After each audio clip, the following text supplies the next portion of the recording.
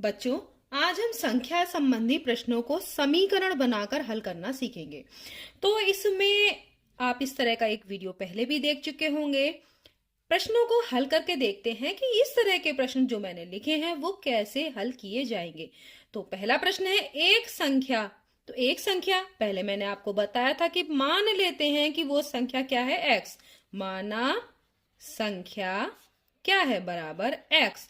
अपने 25% से, तो 25% क्या हुआ, संख्या का 25% क्या हुआ, संख्या का 25%। पहले वाले वीडियो में मैंने प्रतिशत बताया था क्या होता है। तो संख्या है x, x का मतलब गुणा, 25% का मतलब होता है 1% बराबर 1/100। तो 25 बटे क्या कर देंगे, 100, संख्या का 25%। अब यहाँ काट भी सकते हैं, 25 चौक 100 यानी x/4। संख्या का 25% क्या हो गया, x/4। अगर संख्या x है तो संख्या अपने 25% से कितनी ज्यादा है, संख्या ज्यादा है यानी संख्या में से अगर 25% घटाया जाए तो कितना आएगा, 60, क्योंकि ये 60 ज्यादा है। तो इसका मतलब क्या है कि संख्या में से संख्या का 25% घटा देंगे तो 60 आ जाएगा। अब क्या करेंगे, इसको हल करना है। हल करने का तरीका, अगर इस तरीके से यहां पर दिया हो, यहां पर आपको दिख रहा है कि अंश में x है, नीचे कुछ नहीं, इसका मतलब है कि हर में 1 है। अब हर को बराबर कर लेते हैं। हर को बराबर करने का तरीका बता दूं। हर को बराबर करने के लिए इसका मतलब है 4 से ऊपर गुणा कर दीजिए अंश में और 4 से ही हर में। तो यहां हो जाएगा 4x, नीचे हो जाएगा 4, क्योंकि जितना आप आपको हर में लाना है उतना ही अंश में भी गुणा करनी पड़ेगी। तो ये आपको बराबर करने के लिए, ताकि भिन्न आपकी बदले नहीं। तो ये हो गया -x/4 बराबर 60। अब 4x/4 तो आपका जो हर है वो बराबर है, तो हर का जो एलसीएम है यानी लघुत्तम है वो 4 ही आएगा। और इसमें जब अगर हर बराबर होता है तो आप नीचे हर में 4 लिख दीजिए और अंशों को घटा दीजिए, यानी 4x - x बराबर 60। तो यहां पर हो गया, इसका मतलब क्या हो गया, ऊपर होगा 4x में से 1 x घटेगा, 3x/4 बराबर कितना, 60। और इसका मतलब क्या हुआ कि देखिए 3x के बटे में 4 है, तो 4 से क्या हो जाएगी, अगर 4 को दाहिनी तरफ लाएंगे तो क्या हो जाएगा, यहाँ भाग में है बाईं तरफ तो यहाँ गुणा में हो जाएगा। तो 3x बराबर क्या हो जाएगा, 4 गुणा 60। तो यहाँ पे हो गया 3x बराबर 6 चौक 24, 240। अब अगर आप यहां पर क्या होगा, इसका मतलब क्या है कि अगर यहां पर x बराबर क्या होगा, 240 बटे में 3। क्यों 3, क्योंकि 3 यहां पर गुणा में है x के, तो यहां पर किस में आ जाएगा, भाग में। यहां पर काट लीजिए, 3 अट्ठे 24, x की वैल्यू कितनी आ गई, 80, यानी आपकी संख्या कितनी है, 80। ठीक है, तो संख्या आपकी कितनी हो गई, 80। अगर अब देखिए उत्तर की जांच में देखते हैं, अगर यहां पर हम करते हैं उत्तर की जांच, तो चलिए इतनी जगह आपकी खाली है तो यहां पर हम उत्तर की जांच कर लेते हैं। उत्तर की जांच जरूरी है। x की वैल्यू 80 आई है, संख्या, अब संख्या का 25%, तो संख्या 80 है, अधिक है 25%, तो 80 का 25/100 करेंगे तो आना चाहिए 60। तो अब देखिए 80 में से 25% करेंगे, काटिए, 25 चौक 100, 4 दूनी 8, 20। तो क्या हो गया, 80 में से 20 गए तो कितना, 60 आ गया कि नहीं आ गया। तो 80 का 25% क्या है, 20। तो 20 घटा अगर 80 में से तो कितना, 60 आ रहा है कि नहीं आ रहा है। तो इसका मतलब है कि आपका उत्तर जो है वो सही है। ठीक है, संख्या कितनी होगी, 80, और 80 का 25% घटाया जाएगा तो कितना आएगा, 60, यानी संख्या अपने 25% से 60 अधिक है। ये पहला सवाल हो गया। अब दूसरा सवाल करते हैं, किसी संख्या के, तो अब संख्या फिर मान लीजिए, माना संख्या, वैसे ही मान के सवाल करने हैं। माना संख्या कितनी है, x है, संख्या के 4 गुना। अब संख्या का 4 गुना यानी 4 से संख्या की गुणा, 4 गुना हो गया 4x में 10 जोड़ने पर में 10 जोड़िए। जैसा जैसा बोलता जाए प्रश्न में वैसा वैसा करते जाइए, थोड़ा थोड़ा पढ़िए, थोड़ा थोड़ा समीकरण बनाइए। जैसे संख्या मान ली आपने x का 4 गुना यानी x से 4 से गुणा में 10 जोड़ने पर हो गया संख्या के 5 गुना। अब संख्या का 5 गुना 5x से 5 कम, जोड़ने पर संख्या के 5 गुने से 5 कम, ये हो गया प्राप्त होता है। तो यानी ये दोनों बराबर है। अगर संख्या के 4 गुने में 10 जोड़ दिया जाए या संख्या के 5 गुने से 5 घटा दिया जाए तो उतना ही प्राप्त होगा। तो ये दोनों बराबर है। अब क्या करना है, मैंने आपको बताया था कि x वाले पद एक तरफ ले आइए, y और जो संख्याएं हैं, अंकीय संख्याएं, वो एक तरफ, यानी अक्षर संख्याएं एक तरफ। यहां देखिए 5x है, आप एक दो तरह से कर सकते हैं। या तो देखिए आप 4x इधर है, अगर यहां पर लाएंगे 5x तो माइनस का 5x आएगा। क्यों? क्योंकि यहां पर दाहिनी तरफ प्लस में है तो यहां माइनस हो जाएगा। यहां पर माइनस का 5x है, इसको 10 को जब इस तरफ लेके आएंगे दाहिनी तरफ तो ये माइनस का हो जाएगा। 4x में से माइनस का 5x जाएगा तो माइनस का x आएगा। क्यों? 5 में से 4x गए तो x बचेगा। चिन्ह किसका लगेगा? जिसकी संख्या ज्यादा है। संख्या किसकी ज्यादा है? माइनस की, तो यहाँ माइनस लगा दीजिए। यहाँ दोनों माइनस के हैं तो जुड़ेंगे और चिन्ह माइनस का ही आएगा। तो यहाँ हो गया 15, दोनों तरफ से माइनस हटा दीजिए तो x बराबर 15 हो गया। एक ये तरीका है। या फिर x, ये 4x को इधर ले आइए, यहां से ये भी कर सकते हैं। तो देखिए, और ये जो माइनस का है वो से इधर ले आइए तो 10 प्लस 5 इस तरफ हो जाएगा और 5x माइनस 4x इस तरफ हो जाएगा दाहिनी तरफ। आप ऐसा भी कर सकते हैं ताकि आपको चिन्ह जो होंगे वो माइनस में नहीं आएंगे। तो यहाँ हो गया 15 और 5x में से 4x गए तो 1 प्लस का x बचेगा तो x बराबर ये भी हो गया 15। तो यह दोनों में से आप जो कुछ भी कर सकते हैं। अब अगर ये सवाल सही है या नहीं तो हम क्या करते हैं, उत्तर की जांच। इससे आपको समझ में आ जाएगा कि हम किस तरह से अपने सवाल को खुद ही चेक कर सकते हैं। संख्या के, अब देखो 15 है, 15 का क्या किया? 4 गुना, संख्या का 4 गुना, संख्या का 4 गुना, 4 गुणा 15 में 10 जोड़ दिया, वो कितना आ रहा है? 15 तिया 45 चौक 60, 60 में ये जोड़ा 10 तो हो गया 70। देखिए 15 चौक 60 और 60 में 10 जोड़ते हैं तो कितना आएगा? 70। और या संख्या का 5 गुना करिए तो 5 से गुणा करेंगे 15 की, और उसमें क्या करेंगे, इसमें क्या करना है? माइनस का 5 घटाना है। तो 15 पंजे कितना होता है? 75। 75 में से 5 घटाओ तो भी आ रहा है 70। तो तक देखिए दोनों तरह से कितना आ रहा है? 70। इसका मतलब क्या है कि आपका उत्तर x का वैल्यू यानी संख्या कितनी है? 15। तो अगर 15 के 4 गुने में 10 जोड़ेंगे तो भी 70 मिलेगा, और अगर उसके 5 गुने में से 5 कम करेंगे तो भी 70 मिलेगा। तो ये दोनों बराबर हैं, तो संख्या 15 ही है इस प्रश्न के अनुसार। तो ये आपने उत्तर की जांच से भी देख लिया। अब अगला प्रश्न करते हैं। ये हैं आपके वार्तिक प्रश्न जो कि संख्या पर आधारित हैं, इसीलिए इनको समझना बहुत ज्यादा जरूरी है। पुस्तक के 3 बंडल हैं, ठीक है। पहले बंडल का भार दूसरे बंडल के भार से 4 किलोग्राम कम है। तीसरे का भार दूसरे बंडल से भार से 2 किलोग्राम ज्यादा है। तो देखो पहले की भी तुलना दूसरे से की गई है और तीसरे की तुलना भी दूसरे से की गई है।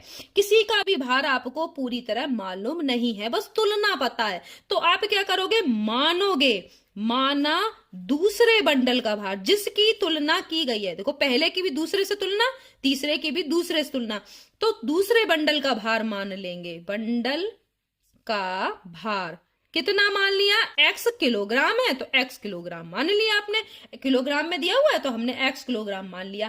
अब समीकरण वैसे ही बनाएंगे। पहले का भार दूसरे के भार से 4 किलोग्राम कम है, तो दूसरे का भार है x किलोग्राम, इससे कितना कम है? 4 किलोग्राम। ये किसका हो गया? पहले का भार, पहले बंडल का भार। देखो हो गया कि नहीं? पहले बंडल का भार क्या है? दूसरे बंडल के भार से 4 किलोग्राम कम है, तो ये आ गया x माइनस 4 किलोग्राम। आप किलोग्राम भी लिख सकते हैं यहाँ पे, ठीक है। फिर तीसरे बंडल का भार, अब तीसरे बंडल का भार क्या है, दूसरे बंडल के भार से, दूसरे बंडल का x था, इससे कितना अधिक है, 2 अधिक है, तो ये किलोग्राम में क्या हो गया, ये हो गया तीसरे बंडल का भार। तो ये आपको आराम रहा ना कि जिनसे दोनों की तुलना की गई थी उसका मान हमने x मान लिया। अब यदि पहले व तीसरे बंडल का कुल भार, यानी इन दोनों को जोड़ने पर, पहले बंडल का भार और तीसरे बंडल का भार जोड़ने पर कितना आ रहा है, 10 किलोग्राम, तो भाई इन दोनों को जोड़ दीजिए, यानी पहले प्लस तीसरे बंडल का भार, ये कितना है, 10 किलोग्राम। और इन दोनों का भी देखो, पहले बंडल का भार क्या था, x माइनस 4 किलोग्राम में, और दूसरे का क्या था, x प्लस, और तीसरे का क्या था, x प्लस 2 किलोग्राम। ये दोनों तरफ किलोग्राम है कि नहीं है, और यहाँ कितना हो गया, ये 10 किलोग्राम के बराबर। किलोग्राम किलोग्राम आप हटा दीजिए, इसको रखने की जरूरत नहीं है, दोनों तरफ ही किलोग्राम है, तो आपको इसको लिखने की जरूरत नहीं है। x की वैल्यू बाद में आप किलोग्राम लिख देंगे, यहां पर ये किलोग्राम लिखने की जरूरत नहीं है। तो x और x जोड़ेंगे तो 2x हो जाएगा, माइनस के कितने हैं, 4, और प्लस के कितने हैं, 2, यहां है 10, समीकरण बनाने के लिए ये ठीक है। फिर माइनस के कितने बचेंगे, 2, क्योंकि 4 में से 2 गया, 2 बचेगा। जब चिन्ह विपरीत होते हैं तो घटाया जाता है, ध्यान दीजिएगा, चिन्ह विपरीत है तो क्या होगा, घटेगा, लेकिन चिन्ह किसका आएगा, जिसकी संख्या ज्यादा है। तो देखो 4 में से 2 घटाओगे, 2 बचेगा, चिन्ह किसका लगेगा, क्योंकि माइनस की संख्या ज्यादा है इसलिए चिन्ह माइनस का लगेगा, बराबर आ गया 10। अब 2x बराबर कितना हो जाएगा, 2 को इस तरफ ले जाएंगे तो जुड़ जाएगा, क्यों, क्योंकि इधर माइनस का है बाईं तरफ, तो इधर जाएगा तो दाहिनी तरफ तो किसका हो जाएगा, बराबर के दाहिनी तरफ जाएगा तो प्लस का हो जाएगा। 2x बराबर हो गया 12, तो x की वैल्यू कितनी आएगी, 6 आएगी कि नहीं आएगी, क्योंकि 12/2 करोगे तो x की वैल्यू क्या आ जाएगी, 6। ठीक है, तो ये आपका x की वैल्यू निकल आई। दूसरे बंडल का भार कितना हो गया, 6।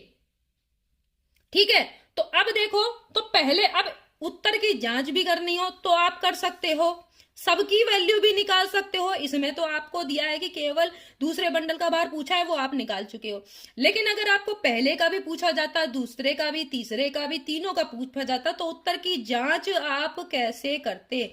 तो यहां देखिए x की वैल्यू 6 है, तो x 6 में से 4 गया, 6 में से 4 गया, तो पहले बंडल का भार कितना हो गया, 2।